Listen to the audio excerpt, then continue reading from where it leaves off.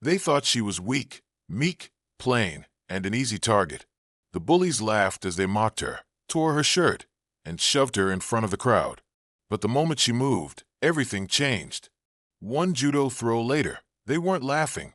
They were flying down the hallway in shock. What happens next? Let's start the story. Lena Park had always been the invisible one. She wore simple clothes, never raised her hand in class unless absolutely necessary, and spent her lunch hours in the library instead of the cafeteria.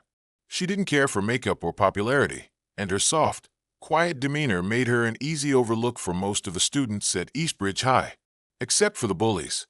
The same group of three, Chloe, Dana, and Marcy, who thrived on public humiliation, sniffed out any vulnerability like blood and water. And Lena, with her thrift store jeans and thriftier silences, was their favorite target. It started with petty comments. "Do you even own a mirror, Lena? Is that your grandma's shirt?" But over time, their cruelty sharpened. One day they poured juice into her backpack. Another, they tripped her in front of the whole math class. The teachers did little. The students did less. Lena endured it all with a kind of quiet resilience, never snapping, never crying. She just nodded, gathered her things, and walked away. What no one knew, what no one even suspected, was that Lena had been studying judo since she was 9. Not because she wanted to fight, but because her father, a black belt who ran a small dojo in the next town, believed every girl should know how to stand strong. Lena trained in silence, trained with focus, not for medals, but for balance, for strength, and most of all, for control. She'd never used it outside the mat.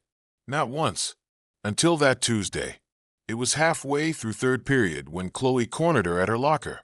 Dana and Marcy followed close behind, smirking like hyenas. "Hey, weird girl," Chloe snapped. "You bumped into me earlier, or are you just that clueless?" Lena, adjusting her books, blinked slowly. "I didn't bump you." "You calling me a liar?" Dana sneered. "Maybe she needs to be reminded who runs this hallway," Marcy added. Lena didn't flinch. "I don't want trouble." "Too bad." Chloe smirked, and then suddenly grabbed Lena's shirt at the collar, giving it a harsh rip down the front, exposing the plain white undershirt beneath, and drawing gasps from nearby students. Phones went up. Laughter bubbled. Lena stood motionless, but her fingers clenched just slightly. Something inside her shifted, not into anger, but into clarity. For years, she had walked away, turned the other cheek, let cruelty pass through her like wind. But not today. Slowly, she dropped her books to the floor. "You shouldn't have done that," she said, her voice calm. Chloe rolled her eyes and reached again. "Or what? You gonna cry?" But her sentence was cut short. Lena moved. In a blink, she pivoted, gripped Chloe's wrist, and shifted her weight in one clean, practiced motion. The throw was textbook, the perfect suinage. Chloe's feet left the ground as she flipped over Lena's shoulder and hit the hallway floor with a thud that echoed like thunder. Dana gasped and lunged. Lena sidestepped, gripped her opponent's arm, and used her momentum to spin and hurl her toward the lockers with a satisfying clang. Marcy hesitated, but it was too late. A sweep of Lena's foot, and she was on the ground with a shocked wheeze. Silence. The entire hallway, buzzing with whispers seconds ago, now stared in stunned silence. The phones lowered. A teacher came rushing from the nearest classroom, skidding to a stop.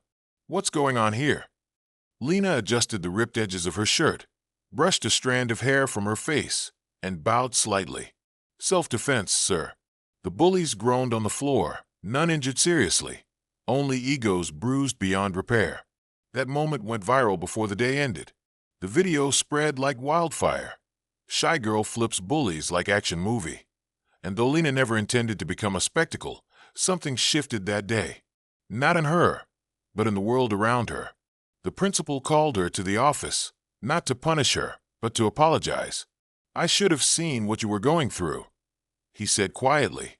Chloe's parents threatened a lawsuit, but with video proof and testimonies, it dissolved like smoke. Lena was offered counseling. She politely declined. "I'm fine," she said.